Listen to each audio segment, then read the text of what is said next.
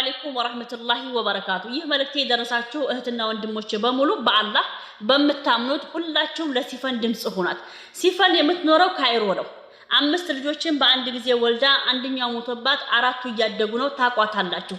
ባሏ ስራ ስለማይሰራ ደሃ ስለሆነ ማሳደግ ስለማይችል እነዚህ ልጆች በስፖንሰር ካናዳ ሄደው ማደግ አለባቸው ተብሎ ኤርትራዊና ኢትዮጵያውያን ባንድ ሆነው ገንዘብ አዋጣው በእሱ እናት አካውንት ተቀምጦ ነበር እሷ አይታም ነች የቲም ነች ማንንም የላት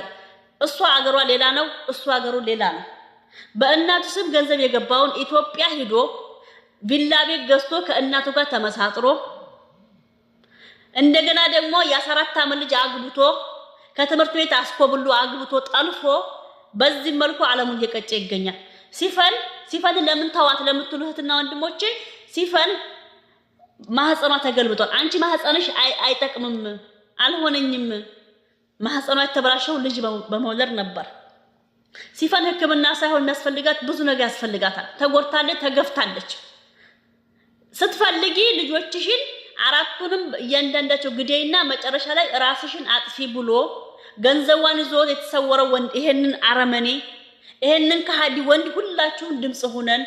ኢትዮጵያ በህግ እንዲያዝልን የህዝብ ገንዘብ ስለሆነ ገንዘቡ እንዲመለስልን ሁላችሁም በመጥቹት አቅም ድምጽ ሆኗት አባካችሁ ሴል አትበደል አባካችሁ የሴል በደል ይቁም ሴል እስከመቼ ነው የምትበደለው በዚህ ዘመን በባል